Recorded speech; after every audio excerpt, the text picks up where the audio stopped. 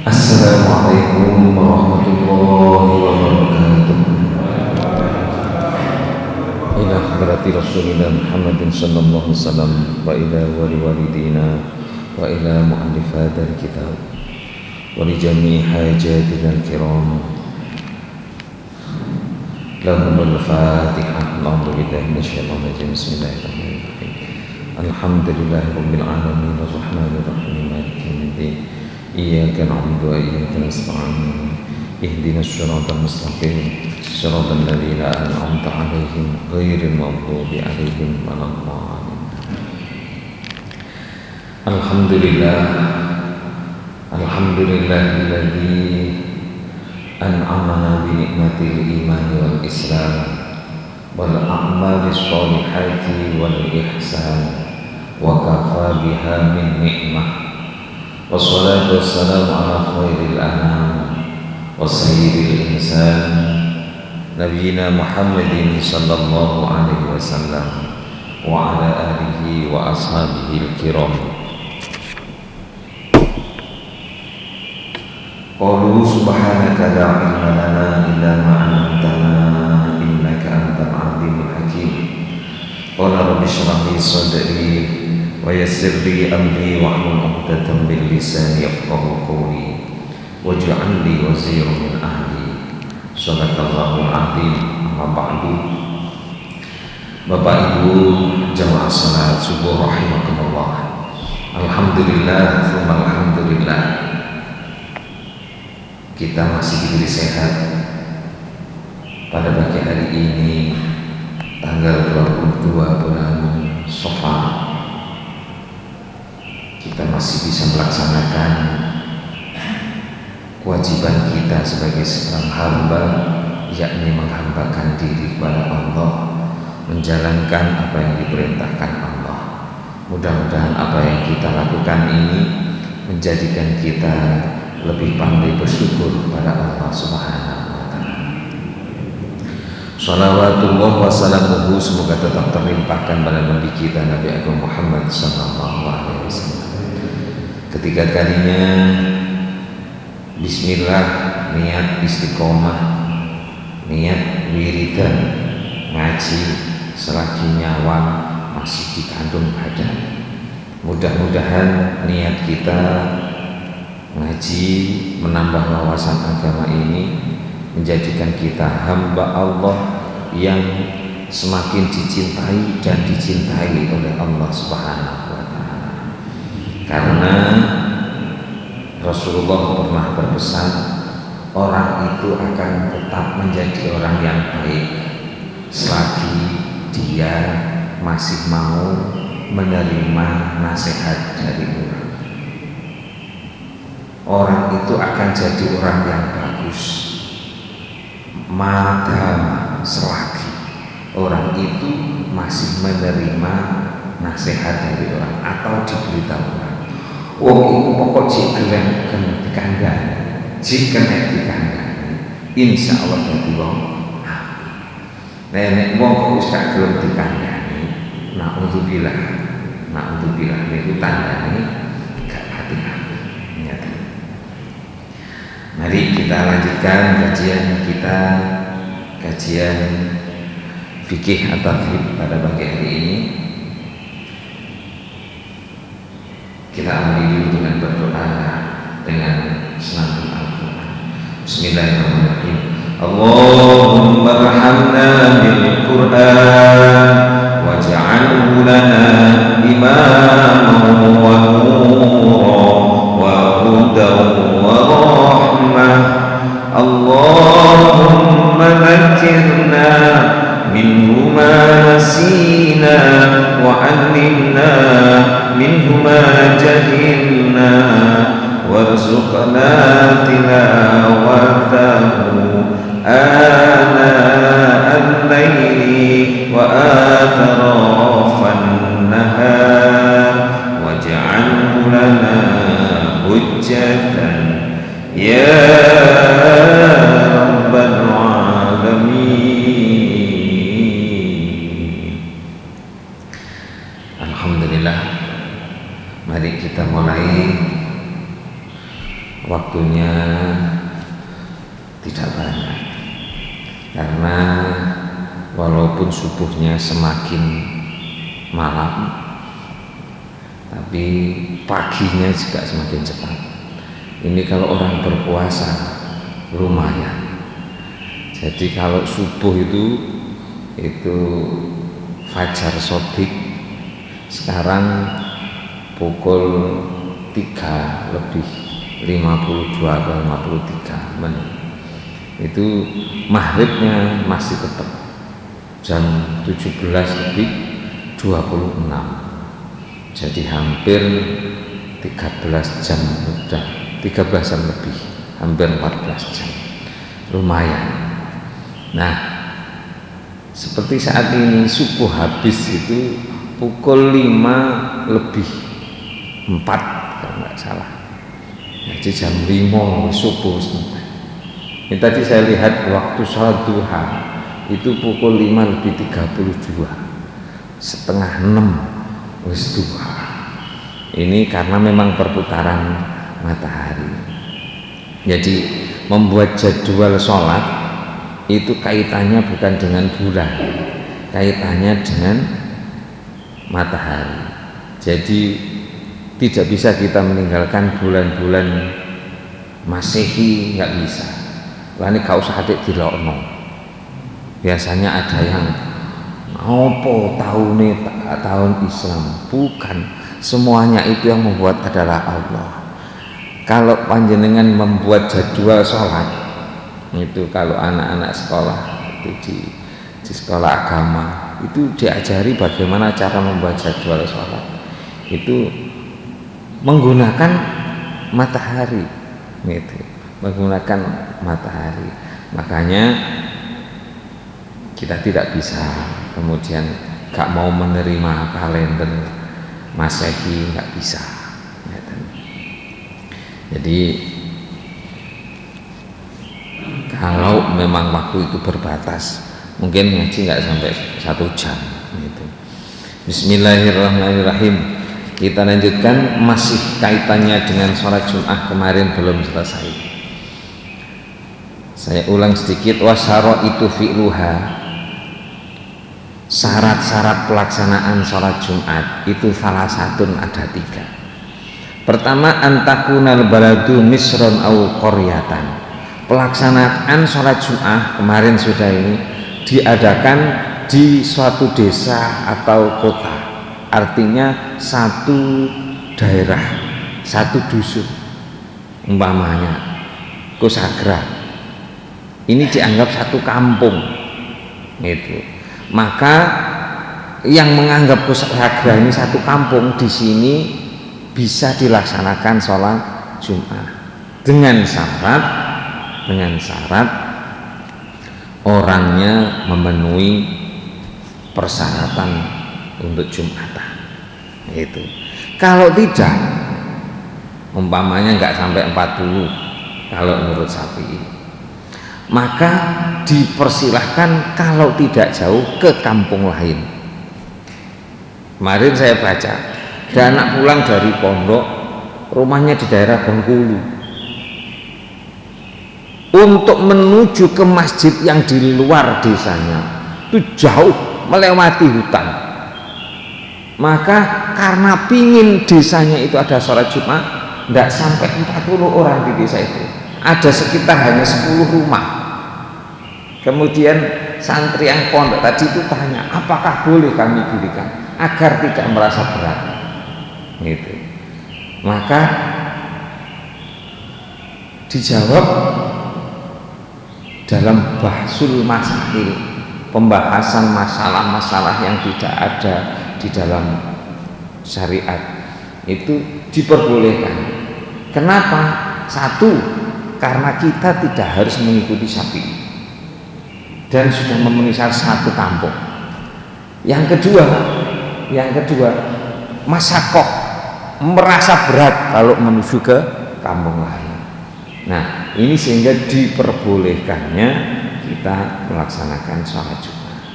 Wa ayyakunal adadu arba'ina min ahlil jumu'ah, hendaknya hitungannya orang yang sholat Jum'ah itu yang hadir itu arba'ina 40 orang. Tapi min ahlil Jum'ah, dari orang yang memang berhak untuk melaksanakan sholat Jum'ah itu. Kalau 40, yang 10 itu anak-anak, namanya nggak memenuhi 40. Nah, karena apa? Bukan ahlul Jum'ah itu. Bukan ahlul Jum'ah. Timbul permasalahan kemarin saya temukan, bagaimana kalau 40 orang pas yang dengarkan khutbah, 40 orang, sedang yang 10 yang di dalam 30, yang 10 masih di kamar mandi sambil mendengarkan khutbah, maka apakah sah khutbah yang dilakukan dan sholat Jum'ahnya? Sah. Itu antara lain permasalahan yang timbul pada masalah sholat Jum'ah itu. Terus bagaimana kalau yang ikut perempuan? Kalau sudah sholat Jum'ah, maka dia bagi perempuan itu tidak usah sholat duhur, tidak usah sholat duhur. Dan wanita itu tidak dimakruhkan sholat Jum'ah, artinya boleh dengan syarat satu, wanita itu bukan wanita muda.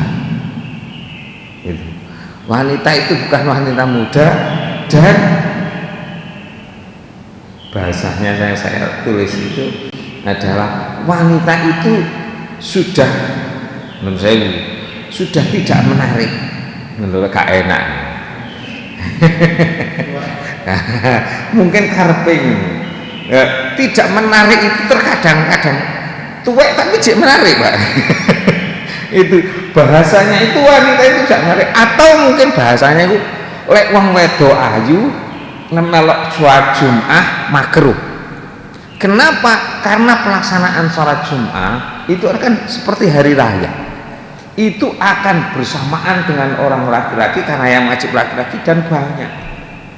Makanya kalau di desa, di daerah itu kalau wanita ikut sholat Jum'ah, nomor satu mukena harus dipakai dari rumah gitu.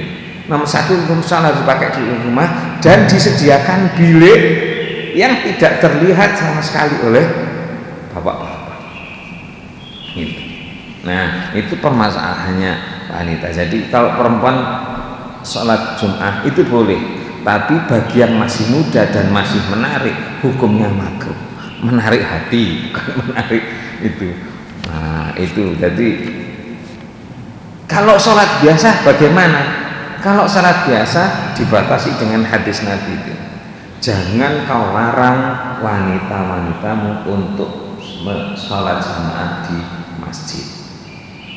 Itu artinya apa? Diperbolehkan. Apalagi kondisi gitu, kondisi atau masyarakat yang ada itu jauh dengan yang dilarang oleh Nabi. Di mana? Di Makkah, di Madinah, jauh. Artinya apa? Lebih aman di daerah kita. Kalau di sana dengan tangga waktu itu gak kenal, maka apalagi di zaman Nabi di Madinah masih banyak singa liar yang keluar. Itu disebutkan dalam kisahnya seperti itu. Nah, itu Nabi masih jangan kau larang wanita-wanita untuk maju ke masjid. Dan itu permasalahannya luas. Nanti ada pembahasan ibu-ibu namanya fikih wanita, fikhun nisa namanya. Nah, saya lanjutkan. Wa ayyakuna dan hendaknya al waktunya bagian masih ada. Itu syaratnya. Waktunya untuk sholat Jumat itu masih ada. Kapan waktunya? Zuhur. Dan yang paling utama adalah di awal waktu. Di awal waktu itu berarti ketika masuk zuhur boleh. Gitu. Tapi rata-rata masjid yang ada di daerah kita itu sholat duhurnya hampir sama, yaitu jam istirahat kerja jam 12 atau jam 12. Kalau di pondok saya lihat memulai sholat Jumat itu jam 12 kurang 10, jam 11 lebih 50. Kenapa? Diambil waktu duhur yang paling siang, masuk waktu duhur yang paling siang. Kalau jenengan dengar azan kan nggak tentu. Sekarang ini duhur jam 11 lebih 18 sudah duhur. Ngerti? Lah terkadang duhur itu jam 12 kurang 13. Jadi terakhir duhur itu jam 11.47 menit. Itu paling siang. Nah, di daerah kita mengambil waktu yang paling siang masuk duhur. Gitu. Kenapa? Supaya orang-orang yang datang itu bisa memperkirakan bahwa ini sholat Jumat mau dimulai, dan jam-jam kerja, jam kantor itu tidak maju mundur. Nggih lek tenggene Mekah Medina libur. Kalau di sini enggak. Umpama sholat Jumat melok maju mundur duhur, ya akeh sing kecelik. Sakniki duhur awal, ini mungkin tinggal berkurang sekitar 2 menit lagi. Ini duhur sampai jam 11 lebih 16. Kok mulai jam segitu? Padahal orang biasanya berangkat itu jam 12:04, budal jam 12:04. Dok ini buyar. Itu kalau mulainya nggak tentu, gitu. Atau yang kerja, jam kerja kantor, jelek, bose muslim. Nah, kalau kerjanya ikut orang non muslim, jam kerjanya, jam istirahatnya ditentukan. Loh, ini kan masalah. Oleh karena itu biasanya dimulainya sholat Jumat itu pukul 12 kurang 1/4 atau 12 kurang 10 gitu. Kalau di sini ya sekitar itu gitu, sekitar itu. Kita lanjut. Waktunya harus diduhur. Bagaimana kalau waktunya sempit? Fa in kharaja al waktu au udimat asyurutu suliyat zuhron. Kalau waktunya mau habis, ya, atau sudah keluar, itu waktunya mau habis, atau tidak ada syarat-syaratnya untuk sholat Jumat, maka suliyat zuhron, maka dipersilahkan untuk sholat duhur. Nah, dan antara lain kalau yang maksa ngikuti Syafi'i, lek gak petang bolo, ya gak usah sholat Jumat, berarti sholat duhur, gitu.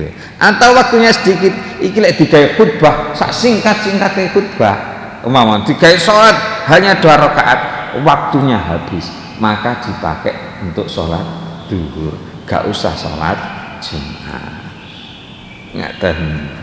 Terus ini persyaratannya yang 3. Sekarang rukunnya. Wa faraiduha, dan fardunya Jum'ah kusalah satun ada 3. Fardunya Jum'ah ada 3. Pertama khutbatani, ada 2 khutbah. Persyaratannya ya, marukunnya 2 khutbah. Yakumu fihima, digunakan khutbahnya dengan berdiri. Di dalam 2 khutbah itu berdiri. Wa yajlisu, dan duduk bainahuma, dan ada duduknya. Ini rukun. Jadi khotib harus duduk, gitu. Di kursi atau pokoknya disediakan untuk duduk. Nyata. Jadi khutbahnya dilakukan dengan berdiri. Bagaimana kalau khotibnya tidak bisa berdiri? Namanya khotibnya lumpuh, nggak bisa berdiri, sahkah khutbahnya? Sah, gitu. Sah. Kalau khotibnya tidak bisa berdiri, khotibnya khutbah dengan duduk, sah. Terus bagaimana gantinya duduk? Gitu.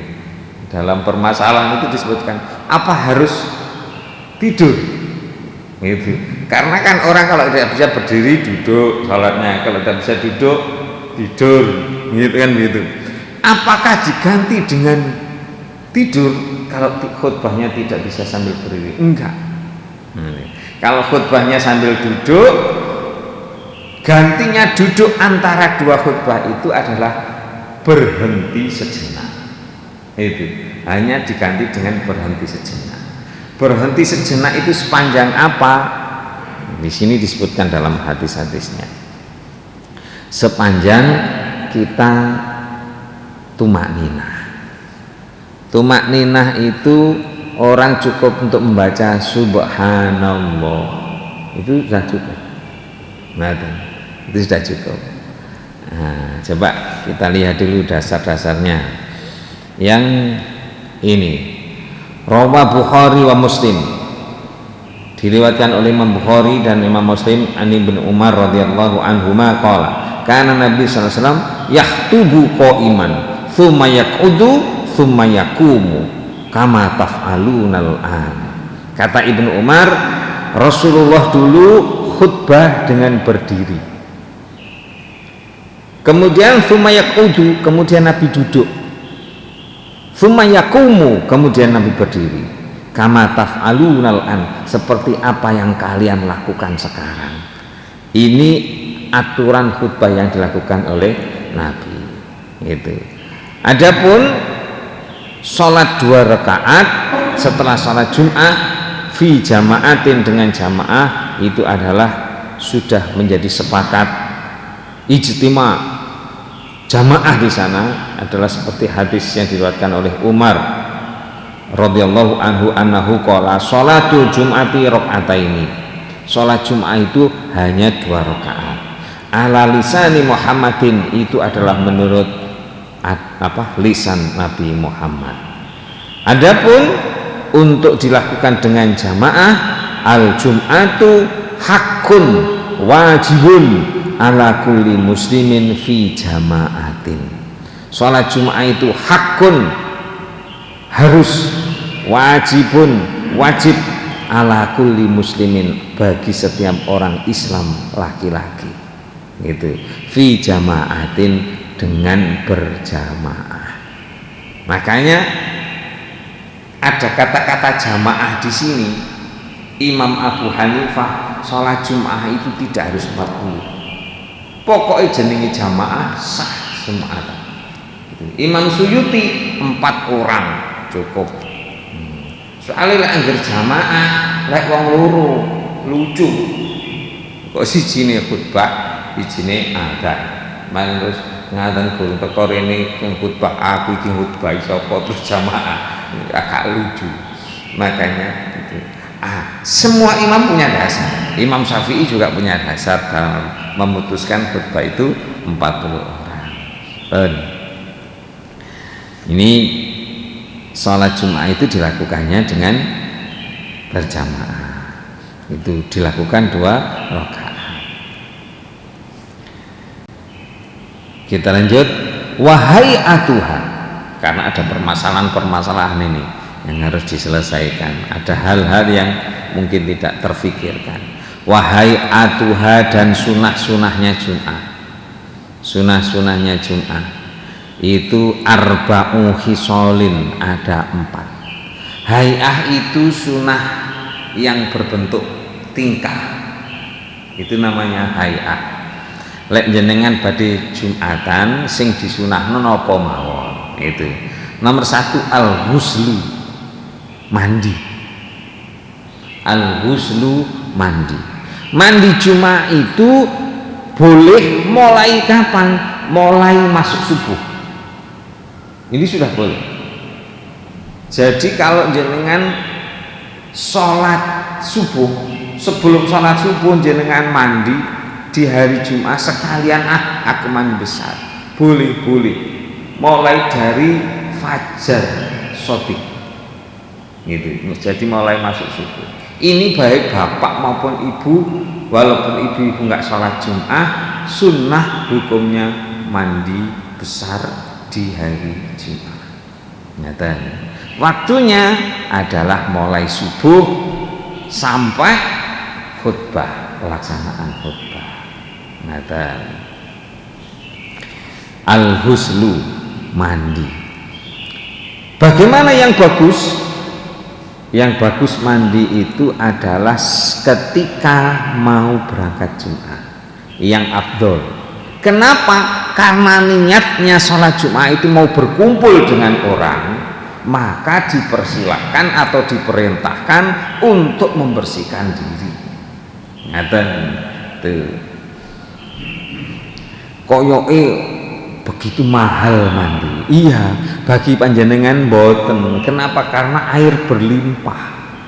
Itu. Karena air berlimpah setiap saat, bahkan setiap mau sholat jenengan mandi tidak masalah. Gitu. Tapi syariat agama itu menentukannya bukan untuk kita, tapi untuk semua orang supaya bisa merasa nyaman. Makanya syariat agama itu terkadang bahkan tidak ada yang kaku. Syariat agama lek sholat gak iso ngadeg ya mbek longgo, gak iso longgo ya mbek berbaring, itu tidur miring, itu gak iso ya berbaring biasa, itu gak iso dia sampai isarah saiso. Seperti itu. Jadi untuk nyata itu syariat. Mandi termasuk. Mandi kalau tidak bisa mandi besar 1 minggu 1 kali. Gitu. Lek kula jenengan mboten. Ya, mau mandi setiap mau sholat enggak masalah. Watandiful jasati.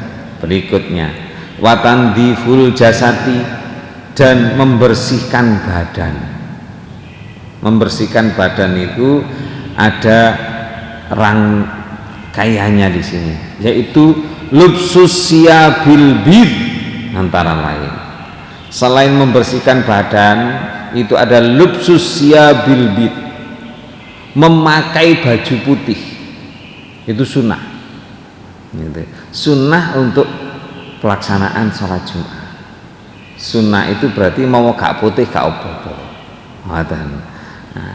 Wa ahdud dhufri, dan motong kuku. Motong kuku.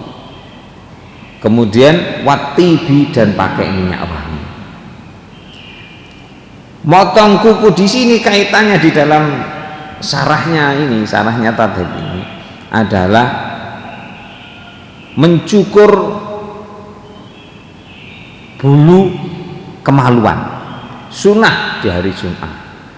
Mencabut bulu ketiak, bahasanya hadis Nabi beda-beda.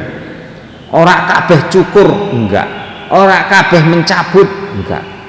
Mencukur kumis, mencukur bukan dicabut. Bahasanya hadisnya Nabi beda-beda. Memotong kuku. Jadi sudah diatur bahasanya oleh Rasulullah. Kenapa? Karena berarti bulu ketiak itu sebaiknya bukan dicukur. Gitu. Sebaiknya bukan dicukur tapi dicabut. Nah ini mbah-mbah rumiyin kula lihat aja anu nika ora oleh dicabut, kongon ten pinggire tembok niku lek enek kapur rumiyin mboten enten cat. Le jabutono le gitu. Pakai lek tembok niki mboten dicat di kapur kan gampang itu. Kuku niki ngene gak lunyu. Itu dicabut. Bahasanya beda-beda. Ada yang diperintahkan untuk dicukur, ada yang diperintahkan untuk dipotong, ada yang diperintahkan untuk dicabut. Itu. Kemudian watib, dan pakai wewangian, pakai minyak wangi. Ini disunnahkan, namanya sunnah hay'ah ketika pelaksanaan salat Jumat. Yang bagus bagaimana? Karena bapak-bapak pakai minyak wanginya yang bau bisa kemana-mana, sopai sak masjid mambu. Niku termasuk saat niki dae wangi napa niki disinfektan. Tak wasi kene sajadah sawemprot sampai kebles. mulane disinfektan cepet entek sajadahe diratan. Ini minyak wangi, sebenarnya bukan itu, minyak wangi, parfum tersendiri, itu tersendiri. Supaya apa? Supaya tidak menyakiti orang lain, tidak menyakiti dengan bau, itu tidak menyakiti dengan bau. Karena ada orang yang seperti itu tersakiti dengan bau, ngarai ngerasani, masalah keatus pirang dino, itu namanya menyakiti orang lain. Dan ini terus ada permasalahan selain itu, bagaimana kalau khotibnya batal? Ini permasalahan yang pertama, bagaimana kalau khotibnya batal? Kan kemarin saya sampaikan bahwa persyaratannya khotib itu adalah suci dari hadas dan najis. Jadi khotib gak oleh ngentut. Lek khotib ngentut berarti khotibnya mudhun dhisik wudu. Gitu. Kemudian dilanjutkan. Kalau khotibnya batal, kemudian khotibnya luar, bagaimana kalau digantikan oleh orang lain? Boleh, boleh. Apa dimulai dari awal? Tidak. Syaratnya tidak, orang yang menggantikan itu harus mendengarkan khutbahnya mulai awal.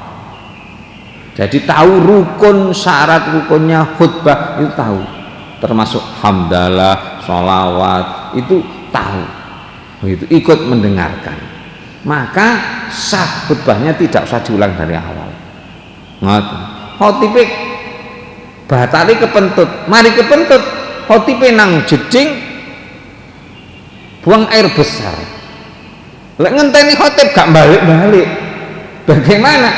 Salah satu dari yang Jumatan ikut sholat Jumat naik ke mimbar gantikan khotib, boleh, boleh. Itu.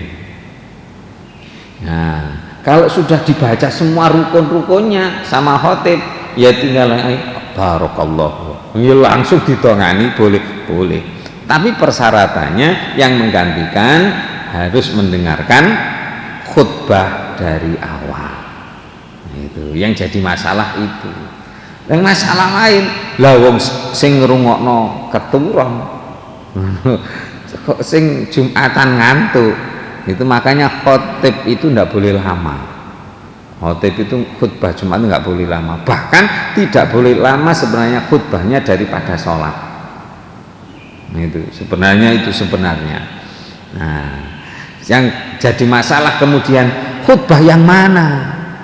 Itu ada yang menyebutkan khutbah yang bahasa Arab yang tidak boleh lebih lama dari sholat. Ada yang menyebutkan pokoknya khutbah sak bahasa Indonesia ini pokoknya khutbah nggak boleh lebih lama daripada sholat. Nah, ini sing sedang-sedang saja. Iku nggarai jamaah seneng. Nah, sing nggarai jamaah seneng sekitar 10 menit itu enak. Gitu. Dan itu boleh digantikan asalkan tahu khutbah sejak awal. Berikutnya, bagaimana kalau ragu? Apakah yang mendengarkan khutbah ada 40 orang apa enggak? Itu. Yang bingung kan biasanya takmir. Katanya dimulai, kok sing Jumatan gurung jangkep enek taga iki wong 40. Begitu. Kalau di sini mungkin enggak seberapa. Saya khutbah di Pondok Chandra, di Rambutan, itu kan masjidnya kecil di dalam gitu. Nah, sementara kalau di Palem itu masih agak sana, jadi pegawai-pegawai banyak yang ke Palem. Yang di Rambutan itu seperti mau khutbah itu nunggu dulu,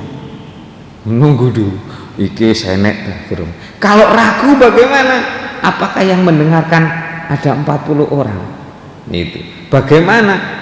Apakah sah sholat Jumatnya? Sah. Wong mek 50 ketoke sing 12 tah 15 kok keturun atau tertidur, apakah sah? Gitu.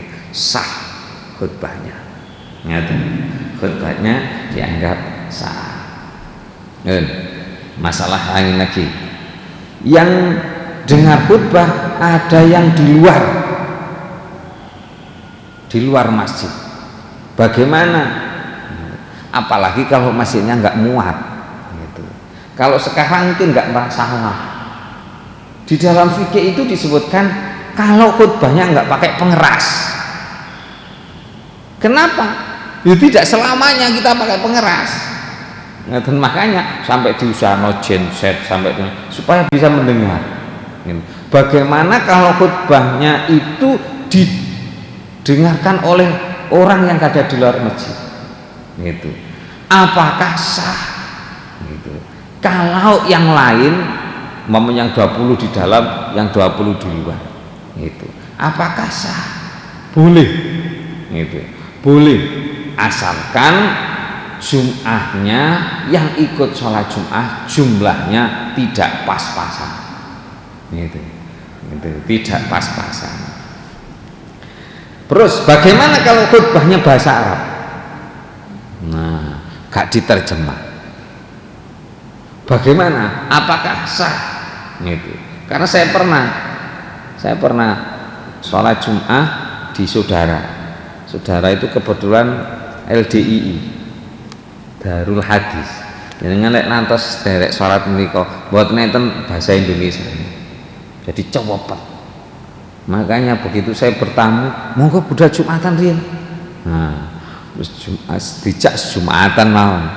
Ternyata begitu azan khutbah ya enggak sampai 10 menit, mungkin sekitar 5 menit. Longgo cek gorong penak ini, dadak terus wis Allahumma ghfir. Wis selesai. Itu enggak diterjemah. Khutbahnya pakai bahasa Arab. Setelah ditanyakan apa? Ya begini Rasulullah. Begini Rasulullah, yang bener ya begini caranya. Ternyata setelah salam kemudian khotib itu berdiri lagi terus ceramah menjelaskan khutbahnya tadi. Oh maksudnya gitu. Karena setelah salam berarti sudah selesai sholat Jum'ah, berarti boleh meninggalkan gitu. Boleh meninggalkan. Saya lihat itu jamaah itu meninggalkan ini Jumatan itu sambil berdiri gini, ngacung ini, berdiri terus jalan mundur gitu, terus keluar. Saya juga begitu, saya nggak berkepentingan mendengarkan itu. Maksud saya, aku iya ndak opo isini aku nggak. Sudah saya lihat saudara saya keluar, saya juga ngacung akhirnya, ngacung terus betul.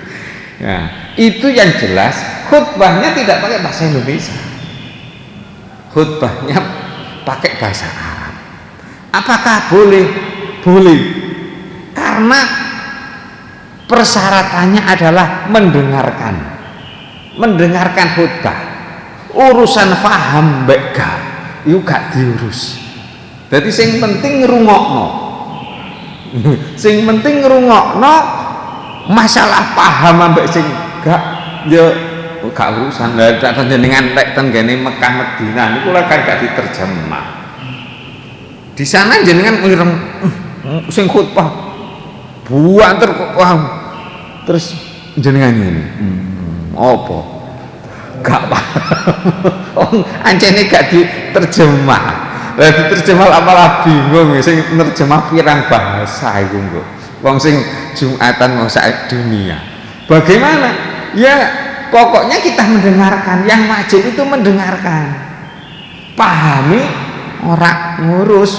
Nah, paling sak kloter sing paham pembimbingnya paham. Bagaimana? Ya wis. Yang penting kita dengarkan, itu yang wajib mendengarkan. Fahami. Seperti orang khutbah. Orang khutbah kan jenengan kan kadang-kadang membawa tongkat. Nah, membawa tongkat itu hukumnya sunnah. Di zaman Nabi itu kan asalnya pedang. Nah itu kalau Umar pedang itu yang dipegang. Gitu. Jadi yang dipegang tangan kiri megang pedang, yang kanan membawa buku khutbah atau tangannya diam. Kalau tangannya digerakkan seperti orang berpidato, hukumnya makruh. Karena khutbah itu diperintahkan tenang. Khutbah, 2 khutbah itu adalah gantinya 2 rakaat. Zuhur itu kan 4 rakaat. Yang 2 rakaat salat, yang 2 rakaat diganti dengan 2 khutbah. Makanya tidak boleh atau makruh dengan mengacung-acungkan tangan. Itu ada khotib sakit menggebu-gebunin sampai ngacung-acungkan tangan. Bagaimana yang bagus? Yang bagus tangannya diam. Kita harus di tepi mimbar itu atau memegang buku. Ngaten. Itu sunnahnya seperti itu. Sunnahnya memegang tongkat.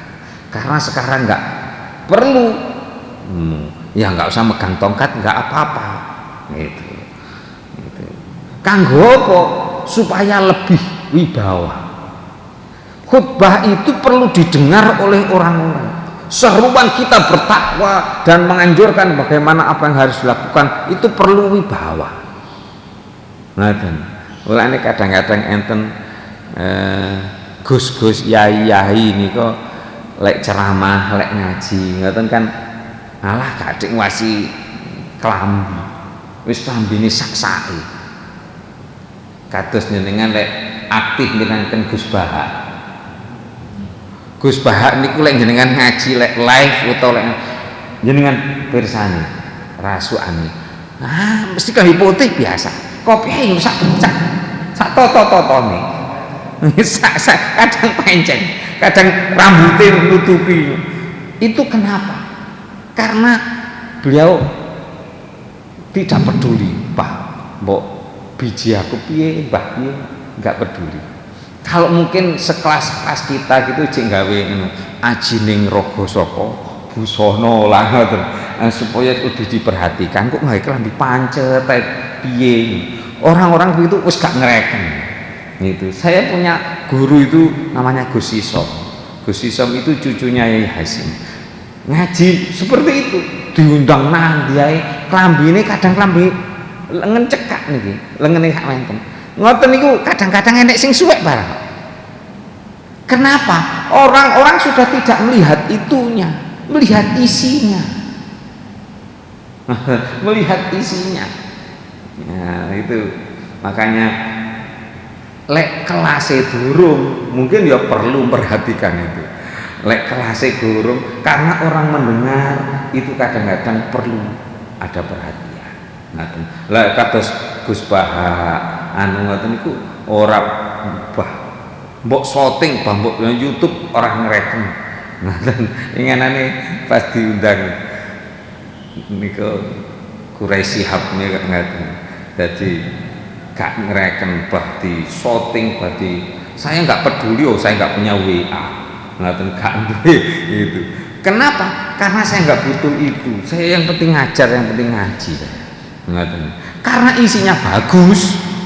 Orang jadi nggak peduli, nggak melihat bajunya tapi melihat isinya ngaten. Diteruskan. Bagaimana orang mengatakan hus dalam khutbah Jum'ah? Sholat Jum'ah niku lek pas khutbah niku kan gak oleh ngomong. Jadi faman lago fala jum'atalah. Enten hadis Nabi. Idza qulta li sahibika yaumal jum'ati ansid. Kalau kamu berkata kepada temanmu ojo rame. Gitu, ansit diam, itu ansit itu namanya menengok, rungokno, gitu ansit. Wal imamu yahtubu, sedangkan imam waktu itu yahtubu khutbah, fakot lahut, maka sungguh lahu Jumatan, tidak ada artinya. Dari segi hukum sah Jumatannya sah, tapi nggak dapat pahala. Lahu itu namanya nggak dapat pahala. Jumatannya sah tapi nggak ada pahala. Podo kalih tiyang poso gunjing, posone sah tapi nggak dapat pahala. Nah, kan eman itu hadisnya Nabi fakot lagot. Mulane kula sampai akan mohon pada bapak-bapak sedang khotib, sedang khutbah, mohon tidak bicara, khususnya anak-anak jangan rame. Itu apa? Memenuhi hadis Nabi tadi. Hukumnya apa? Makruh. Hukumnya makruh. Tapi akibatnya adalah lahu, tidak dapat pahala Jumatan kita. Nah, itu efeknya di sana. Efeknya di sana. Malah nih, lek pas Jumat anteng, ojo adik. Anda nih kancane, ojo rame gak boleh. Ngaten. Lah yo napa carane? Kula lek kenemenen arek rame, krana wis roh kula lah tak parani. Gak ngomong aku. Ngarepe wis meneng. Gak apa-apa karena tanpa bicara. Gitu. Salat sunnah di saat khutbah. Ya nopo? Ketika sudah khutbah, ini ada 3 aturan. Sedang khutbah, jenengan sudah baru masuk masjid, kok khutbah. 1, boleh sholat sunnah, tapi rukun yang dilakukan. Rukun itu berarti sunnahnya gak usah. Maca surah gak usah. Kongon mempercepat. Mari Fatih rukuk. Sami Allahu liman hamidah. Katene rukuk bacaan subhanarabbiyal azim, subhanarabbiyal azim, subhanarabbiyal azim, gak usah. Pokoke rukune piye? Rukune tumakninah. Cukup muni subhanallah. Sami Allahu. Cukup muni subhanallah. Sujud. Suruh mempercepat. Karena mendengarkan khutbah itu wajib. Ngeten.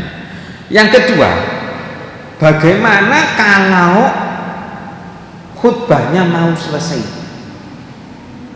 Jenengan masuk masjid, khutbahnya mau selesai, jenengan gak usah lungguh. Jangan cukup berdiri sekalian sholat jenengan nanti supaya tidak kena makruh. Loh, ya, ini gak bener jam 5:05 pelek gak salah. Nah, ini jenengan masuk masjid nggak usah sholat 2 rakaat langsung lungguh, niku makruh. Enten hadis Nabi, ojo lungguh temen awakmu lek mlebu masjid sadurunge sholat 2 rakaat. Namanya sholat tahiyatul masjid. Cek gak kena makruh lek pas khutbah, kok khutbahe kate mari jenengan ngadeg ae. Yang ketiga, apalagi kalau jenengan memperkirakan jenengan sholat 2 rakaat walaupun cepat, nanti jenengan ketinggalan ambek takbiratul ikhrami imam, tidak usah sholat. Ngaten. Jadi wis katen aku emane-mane iki gak tahiyatul masjid sholat. Begitu belum salam imam wis sholat, mulai sholat Jumat malah nggak boleh. Ngaten. Sing bener ya napa? Sing bener ya budal di sini. Ngaten budal di sini. Efeke tapi nek kesuwen khotibe suwi nduk kene gak dimola-molai ngantuke teko. Ya napa carane? Ya qailulah. Qailulah niku sing kula sampaikan kok tidur siang agar badan menjadi sehat. Qailulah, tidur siang walaupun sedikit. Jenenge asale qalilun sedikit, terus ditasghir qailulah, didik banget. Nah, itu jenenge qailulah, tidur siang. Didik banget itu. Tapi kalau kali panjenengan khususnya kula gak iso didik banget. Nah, kan kene apa biasanya gak kuat. Kula natos sekitar tahun 2008 2009 niku ngoten, tidur malam mbek tidur siang hampir sama. Tidur malam setengah 12 atau jam 12 ngoten. Sampai setengah 3 atau jam 2. Kok awan ya ngono. Mari semar dhuwur sampai jam 2. Jame padha kadang-kadang. 2 jam bengi lek 2 jam malam. Dulu sekarang gak kuat. Sekarang gak kuat. Bengi kadang-kadang 3 jam setengah iji abot. Gitu. Itu memang faktor U. Faktor U. Jadi sholat sunnah di saat khutbah itu aturannya seperti itu. Pun ini kajengi senam. Ketiring ya. Minjing wayahe senam Pak Jarto. Khotib yang tadi saya sampaikan, khotib seperti pidato tangannya yang tadi saya sampaikan itu makruh kalau ada khotib begini. Tapi gak usah jenengan larang khotib gitu, namanya cukup makruh. Nah, yang makruh lagi menutup mulut ketika sholat. Nah, mantun ngetren ya, mantun ngetren menutup mulut ketika sholat. Dibacakan hadisnya Nabi malahan. Itu di sana tidak dijelaskan nutup mulutnya mbek opo mbek masker, waktu itu gak ono masker. Ya, setelah diteliti nutup mulut waktu sholat itu adalah menutup mulut dengan tangan. Nah, apalagi sekarang kalau menutup mulut karena ada sebab malah nggak masalah, itu malah nggak masalah. Kecuali Imam Abu Hanifah mempersyaratkan hidung ini harus nempel ke tempat sujud, kalau ada penghalangnya maka nggak sah. Nah itu karena yang nempel selain 7 tulang itu tambah hidung, nah, itu maka menurut Abu Hanifah nggak sah. Lek pas sholat dibuka, nah tapi jumhur ulama sekarang enggak. Kenapa? Karena ada penyebab, ada ilat yang mengharuskan itu. Ad-darurah tubihul mahdzurah. Terpaksa itu membolehkan sesuatu yang tidak boleh. Jangan terpaksa nih, umpamanya lek gak ngene ketularan umpamanya. Karena musuhnya nggak tahu musuhnya sing di saiki terbang tadi di karo. Bagaimana? Ad-darurat tubihul mahdzurah. Kecuali kula lek sembayang kula buka ngeten karena kadang-kadang saya nggak jelas suara saya, tak buka. Nomor 1 kula nduk ngarep ora anak jejerane. Ngeten. Kula nduk ngarep gak ana jejerane. Nomor 2 guyonane lek kula maskere ngeten malaikatin kok sapa sing imam kok gak jelas iki sapa. Oh Pak Giarto lah, nah kula buka kayak kula mboten kula buka selesai salam saya kembalikan karena khawatir kurang jelas bacaan saya ngaten mawon. Nah itu pun barangkali ada tanya jawab, monggo nggih terus pundi Pak.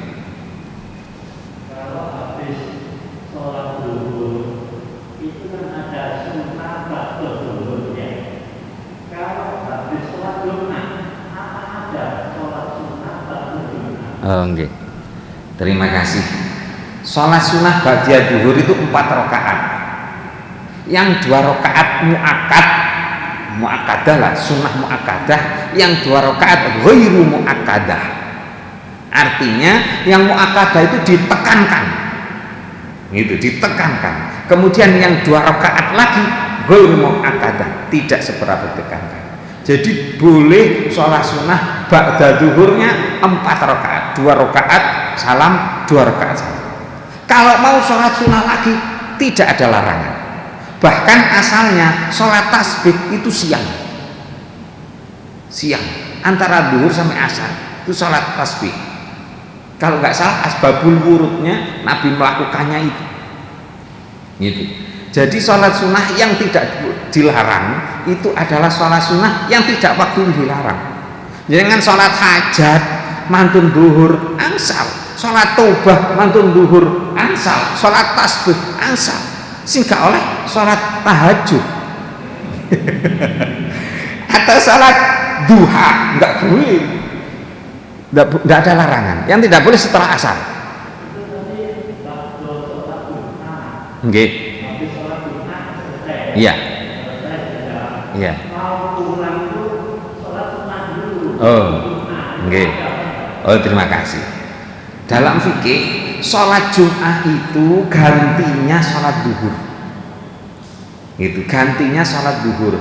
Maka dianggap sama dengan duhur setelah sholat Jum'ah ada. Khusus Jum'ah lebih utama dilakukan di rumah. Itu dilakukan di rumah. Jenengan lek sholat Jumat tentangganan dia, jenengan sak derenge sholat Jumat enek 2 sholat sunat. Ngaten. Jenengan mantun pas dugi ingat salah. Mantun adzan kok ngadeg kabeh niku. Salat lagi. Ten masjid niki mau ten masjid Rawdatul Talibin. Mantun adzan pertama lak padha ngadeg kabeh. Salat sunat niku salat sunat qobliyah Jumat. Ngeten. Yang membolehkan salat sunat qobliyah Jumat itu karena salat Jumat itu adalah gantinya zuhur. Maka anggapannya adalah dianggap sama dengan salat zuhur, maka qobliyah Jumat juga boleh. Ngeten. Jadi boleh, dan itu bukan ya sejak Syafi'i, sejak zaman dahulu kala. Itu salat sunat qobliyah Jumat boleh, dan sesudah Jumat juga boleh. Ngeten salat Jumat ini kan, niat salat Jumat ini kan, salat sunat itu namanya salat sunat ba'diyah Jumat pun ba'diyah zuhur. Salat sunat ba'diyah Jumat. Ngeten. Jadi dan mau setelah itu mau sholat apapun boleh. Ngeten. Salat hajat, salat duha, salat tarawih terserah. Dan salat sunah ba'diyah atau qobliyah Jumat itu boleh. Ngeten. Yang utama itu di rumah sebenarnya. Yang utama di rumah. Ngeten. Paling tidak pindah tempat. Ngeten. Yang paling tidak pindah tempat hampir harus itu imam. Imam setelah sholat kemudian salam itu imam diperintahkan untuk pindah. Kalau makmum kan pindahnya karena memperbanyak tempat sujud, saksi nanti ketika di hari kiamat. Kalau imam enggak, supaya tidak dianggap imam ini mengulangi sholat atau tidak ada yang tidak benar. Ngerti? Maka imam diperintahkan, imam niku diperhatikan terus sampai makmum niku. Seharusnya gitu. Mari kok imam ngadeg maneh, makmum perlu bertanya atau ikut sholat lagi. Makanya imam kalau mau sholat sunnah, imam harus pindah tempat atau menghadap dulu ke makmum. Menghadapnya imam ke makmum ini menunjukkan bahwa sholat ini sudah selesai. Ngeten ini fikih. Ngeten Pak nggih. Jadi boleh sholat sunnah ba'diyah Jumat. Pun, nggih.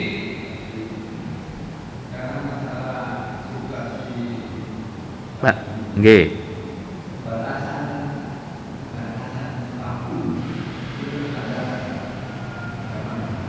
Waktu untuk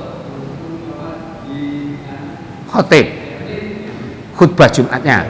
Oh, nggih. Terima kasih.